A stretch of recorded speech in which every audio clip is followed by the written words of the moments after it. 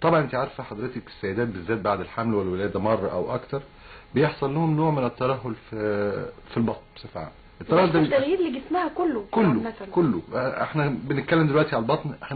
البطن بيحصل فيها ايه في الحمل والولاده؟ بيحصل فيها الاوسمه طبعا، وبعدين بيحصل بعد الحمل والولاده بتفقد الوزن اللي هي كانت جزء كبير من الوزن اللي كانت زادته، بالاضافه ان بيحصل ترهل في عضلات البطن طبعا، لان بعد الحمل والولاده العضلات تمددت، مفيش رياضه اذا لو ما كانش الولاده قيصري. لا، حتى لو كانت الولاده قيصريه ما هو طول الحمل العضلات بتتمدد لمده 9 شهور، فبتفقد جزء من القوه بتاعتها، طبعا ما بيبقاش في رياضه بتحصل، فبيحصل نوع من ترهل للعضلات، فنلاقي البطن حصل فيها بروز وبقت شكلها مش كويس. او في اماكن معينه في الجسم ممكن السيده تقدر تفقد وزن، لكن يفضل اماكن معينه ما بتروحش فيها الوزن، تفضل متكون فيها الدهون. فبنعمل لهم ايه؟ في مجموعه كبيره من العمليات، طبعا مشهوره قوي دلوقتي عمليه اسمها عمليه شفط الدهون. شفط الدهون دي عباره عن ايه؟ شفط الدهون دي عمليه بتتم من جرح صغير جدا عرضه حوالي 5 مللي، بيتخش منه انبوبه معينه طبيه بشكل معين كده.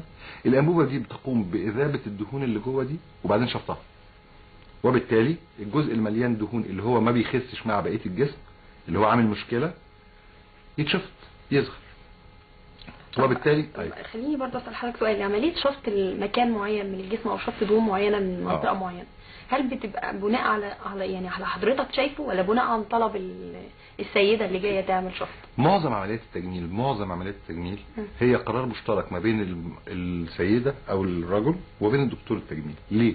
لان عمليه التجميل هي مش عمليه طارئه، وعمليه التجميل مش عمليه لانقاذ الحياه او لحل مشكله، فهي عمليه تجميليه. فهي بتبدا العمليه اولا برغبه من الانسان، بيروح يستشير الاخصائي او الدكتور التجميل، فالدكتور التجميل بيقول رايه اللي هو في النهايه بيعدل في رغبه المريض على حسب ما هو صالح طبيا او ما هو يمكن عمله طبيا، وبالتالي القرار في النهايه هو قرار مشترك من رغبه من الانسان والمعلومات الطبيه بتاعت الدكتور، فبيطلع قرار مشترك. يعني ممكن سيدة تيجي تقول انا عايز اعمل شفط للمكان ده، اقول لها ما ينفعش.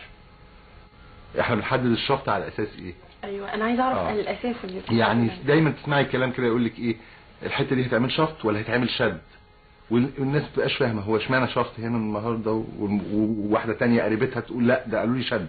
طب فزي ما قلت لحضرتك لو البطن بقى مثلا فيها حته بارزه لان فيها شويه دهون هنشيلها خلاص بشفط، خلاص يبقى الموضوع خلص. لكن لو كان في العضلات مترهله يبقى الموضوع ما يتحلش بشفط، يبقى هي العينه تيجي تطلب شفط دهون، لكن احنا نقول لها ما ينفعش، مش هو ده اللي هيحل المشكله. المشكله دي محتاجه عمليه شد للعضلات المترهله والا هتشفط الدهون. يعني معنى كده ان شفط الدهون مش مناسب لكل اماكن، مش كل حته ومش لكل مريض. يعني ممكن نفس المكان عند مريض يبقى شفط الدهون هيحل المشكله نهائيا، وفي مريض في انسان تاني ما يحلوش، محتاج حاجه ثانيه معاه. طيب يعني دلوقتي انا هشرح لحضرتك لو قلنا مثلا مختلفه من مكان لمكان، خلينا في نفس المكان كمان وبنفس المكان من انسان لانسان. طب خلينا اول نقول شفط الدهون من مكان لمكان، نتكلم عن النقطه يعني مثلا في معنى اخر، يعني لو حصل سمنه في البطن ممكن يتعمل لها شفط دهون، لكن مثلا الثدي بعد الحمل والولاده لو كبر ما بينفعلوش شفط، ما بنعملوش شفط، نعمل له عمليه ثانيه اسمها عمليه تصغير للثدي، لان الشفط في الثدي ما ينفعش لان معظم المكان ما بيبقاش دهون، بيبقى حاجات ثانيه. وفي نفس المكان لو انا افترضنا ان المكان مليان دهون بطريقه معينه، الدهون لما بتبقى ماليه المكان بتبقى ماليه الجلد كمان، نفخه الجلد حواليه، يبقى انا لما اشيل الدهون افضيها الجلد لازم اطمن ان الجلد ده هينقبض ويرجع لمكانه الطبيعي. دي اللي الدكتور اللي بيقدر يعرفها. فممكن واحده يقول لها ينفع، انما المريضه الثانيه من نظرته لنوع الجلد يعني بيعتمد على نوع الجلد. ده جزء من حاجه من الحاجات اللي بنحدد على اساسها، وبالتالي هي ما تقدرش تعرف اذا كان هينفع الشفط ولا لا، لكن الدكتور يقدر يعرف. وفي هذه الحاله لو الجلد هيترهل مش هينفع لها شفط، هيتعمل لها شفط وشد. طب خليني برضه اسال حضرتك سؤال، يعني هل بعد ما نعمل عمليه شفط دهون لمنطقه معينه هل بترجع تاني ولا ما بترجعش؟ اوكي. احنا لما بنعمل عمليه شفط الدهون بتبقى في الجسم ما بتبقاش سايبه، بتبقى في خلايا بنسميها الخلايا الدهنيه جوه الخلايا، وبالتالي انا لما بعمل شفط انا بشيل الخلايا الدهنيه اللي في المنطقه دي، فما الدهن ما يلاقيش مكان يترسب فيه، لكن ممكن تدخل في حته جنبها، وبالتالي مش اللي بيعمل عمليه شفط دهون بيبقى خلاص خد اوكازيون ان هو يسيب الدايت ويسيب لا، لانه ممكن يدخل بس في حته ثانيه، مش في نفس المكان اللي اتشفط بس في المكان اللي جنبه ممكن. طب هل الجسم لما بيتعمل فيه عمليه شفط، هل بياخد على كده، ولا هو ممكن بقى خلاص لو مارس حياته الطبيعيه او اخد باله ان هو ما يزيدش او كده ما بيلجاش لعمليه الشفط دي تاني؟ هقول لحضرتك الشفط عمليه ليس لها علاقه بالوزن، ليس لها علاقه خالص. يعني هي مش عمليه لفقد الوزن، الشفط عمليه لتظبيط مكان ما بيخسش. زي سيدات كتير يبقى عندهم مكان معين في الرجلين مثلا ما بيخسش، حتى لو خست كلها ده ما بيخسش، ده يتشفط فيساوي، لان هو بيسموها بودي كونتورنج، نحت مساواه للجسم، ما يبقاش في حته بارزه عن حته، وبالتالي هو خلاص اتشال. لكن هل الجسم هياخد على كده بمعنى ان هو مش هيتخن تاني؟ لا ملوش علاقه، ده ملوش دعوه بالوزن خالص. طيب طب احنا اتكلمنا عن شفط الدهون، اكيد في برضه جراحات تجميل تانية، انواع تانية. ايوه، لا احنا كل ده كنا بنتكلم على جزء معين، على جزء معين على اللي جزء هو معين من الاجسام، اللي هو الشفط. الشفط.